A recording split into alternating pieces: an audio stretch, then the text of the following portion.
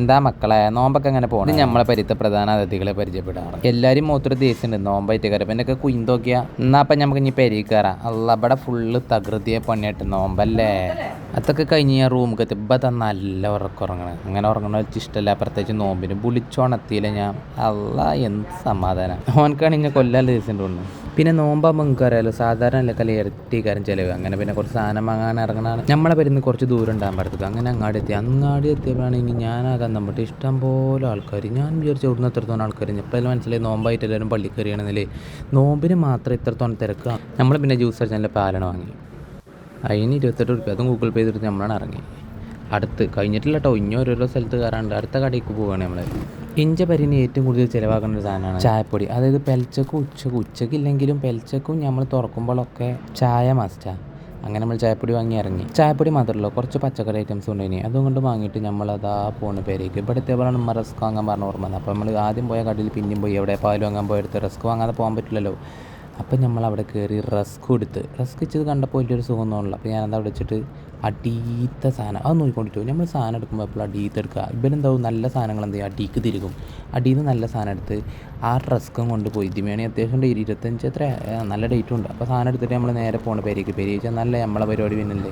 5 പേര് അതായെത്തി. ഇഞ്ച് പേരിലൊരു കാറുണ്ട്. നിങ്ങൾ കണ്ടിട്ടുണ്ടാവും. വണ്ടിയും പേരും സെറ്റപ്പ് കണ്ടെങ്കിൽ കുറച്ചും വലിയ റിച്ച് ടീമാണ്. എവിടെ പുറത്തിലെ പൊള്ളത്തരം പാലും ഡിസ്കും കണ്ടതിൻ്റെ പൊലിവാണ് ഈ കാണുന്നത്. പിന്നെ ഓൻ്റെ ഒരു സന്തോഷത്തിന് ഞങ്ങൾ രണ്ടാളും ഓൻ്റെ കൂടെ 4 സ്റ്റെപ്പ് ഇട്ട്. അല്ല ഞങ്ങളെ സ്റ്റെപ്പ് കൊണ്ടിട്ട് ഞങ്ങളെയും വലിയ സ്റ്റെപ്പാണ് ഓടുന്നത്. അങ്ങനെ അമ്മ തരി ഉണ്ടാക്കാനുള്ള പരിപാടി തുടങ്ങി. തരി തന്നെ ഞങ്ങളവിടെയും പറയാം ഈ നോമ്പിനുണ്ടാക്കുന്ന പായസേ.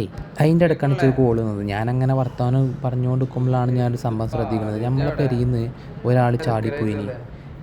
ഞാൻ വർത്തമാനത്തിനിടയിലാണ് അയാൾ വന്നിക്കണ ആരാപ്പി വന്നിക്കണത്.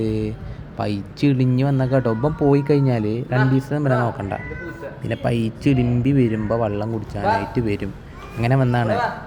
ഇത് തുറന്നു കൊടുത്താ അതിലേ വെള്ളമല്ലേ അതിൽ വെള്ളം വെച്ചെടുക്ക്. അതിൻ്റെ അടുത്ത് വെച്ചെടുക്ക്. ഇനി അത് കുടിച്ച് പള്ളം നിറഞ്ഞാൽ ഇനിയും ആൾ വിടും. പക്ഷെ കുടിച്ച് പള്ളം അറിയുമ്പോൾ നമ്മൾ എന്ത് ചെയ്യും ആളെ പിടിച്ച് കൂട്ടിലിടണം. അതാണ് ടാസ്ക്. ഓൻ രക്ഷപ്പെടുന്നതിന് പോകാനെ പിടിച്ച് നമ്മൾ കൂട്ടിലാക്കാൻ പോകുക. പിന്നെ ഇവനെ പറ്റി പറയണം. ഇവനാട്ടെ നമ്മുടെ അടുത്തൊക്കെ ആദ്യം വന്ന് കൂട്ട് പിടിച്ചിട്ട് ദേശീയമാണ് തോന്നുന്നത്. എല്ലാവരും ഇപ്പം ഹാപ്പിയാണ്. ഫുഡൊക്കെ കഴിച്ച് ഉഷാറായിട്ട് കുത്തിരണം. ഓൻ്റെ മൊത്തം ദേശീയമാണ്. അവനെ പിടിച്ച് കൂട്ടിലിട്ടുകൊണ്ടിരിക്കാൻ. പിന്നെ ഇവനെ ഞാൻ പരിചയപ്പെടുത്തിയത് ഇഞ്ച് പെങ്ങളൊട്ടിയാണ്. ഇവലെ ഹസ്ബൻഡ് വിട്ട് പോകാൻ്റെ പരിപാടിയാണ്. അതിന് ഒരുക്കാണത്. ഇവന് മടിയായതുകൊണ്ട് വാപ്പാനെ കൊണ്ട് ഡീപ്പിച്ചിട്ടുണ്ട്. പാവം വാപ്പിട്ട് എടുക്കുന്നുണ്ടല്ലേ. അങ്ങനെ ഓനെ എട്ടീൻ്റെ പൊലിവാണ് ഓൻ കാട്ടണത്. മറ്റവന് തീരെ പറ്റിയിട്ടില്ല. ഓന് ഇവനെ കാട്ടിക്കൊണ്ടാണ് ദേശം കാട്ടിക്കൊണ്ടാണ്. പക്ഷെ പോകാനായിട്ടാണാവോ എനിക്ക് ഭയങ്കര സങ്കടമുണ്ട്. കണ്ടോ ഇപ്പം ഒന്ന് തോണ്ടി ശ്രദ്ധിച്ച് ഞങ്ങൾ ഇനി മൊത്തം സ്നേഹം കാട്ടിലേക്കാണ്. അവനക്ക് പറ്റണില്ല. അതൊന്നും അവനക്ക് പറ്റണില്ല. നോക്കി നിൽക്കുകയാണ്.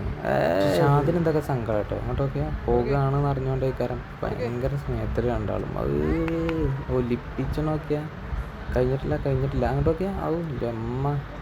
ഇതൊന്നല്ല. ഇവനൊക്കെ എടുത്തെറിയുന്ന ടീമാണ്. സങ്കടം വേണ്ട മുഖത്ത്.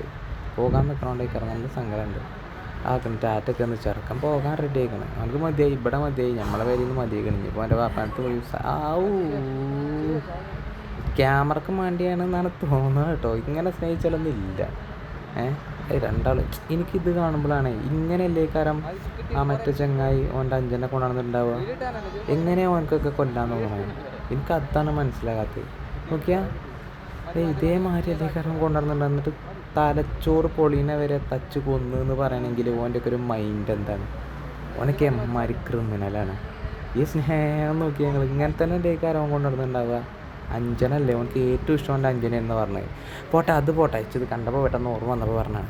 അങ്ങനെ ഒരു പോകാൻ റെഡിയായി. ഒരു പോകാൻ ഇറങ്ങുകയാണ്. ഓള് വലിയ ഡ്രൈവറാണെന്നുള്ള വിചാരം. ഞാനും പിന്നെ ഓളും തിരിച്ചിട്ടാണ് വിചാരിച്ച്. കുറച്ച് മുക്കുണ്ട്. ഓലെന്തായാലും തിരിച്ചൊക്കെ ഇട്ട് ഒരു പോകാനുള്ള പരിപാടിയാണ്. ഒരു പോയി ഇനി പോക്ക് കണ്ട നമ്മൾ വിചാരിച്ചു ഇനി ഇപ്പോഴൊന്നും ഇങ്ങോട്ട് ഉണ്ടാവില്ലാന്ന്. ഈ പോക്ക് 2 ദിവസത്തിനാണ്. 2 ദിവസം കഴിഞ്ഞാൽ വരുന്നു കേട്ടോ. ആ പോണ് പോട്ടെ. ഉമ്മാക്കും പാപ്പാക്കും ഷിതുവിനും ഭയങ്കര സങ്കടമുണ്ട്. എനിക്കുണ്ട് പക്ഷെ പറയണില്ല. അങ്ങനെ പോയി. വാപ്പാനെ പോകാൻ കണ്ടില്ലെങ്കിൽ പോയിൻ്റെ സങ്കടമാണ്. ഇപ്പം പിന്നെ പോയി കഴിഞ്ഞാൽ പിന്നെ വലിയ വർത്താനൊന്നുമില്ല. Full ഫോണെങ്കിൽ phone.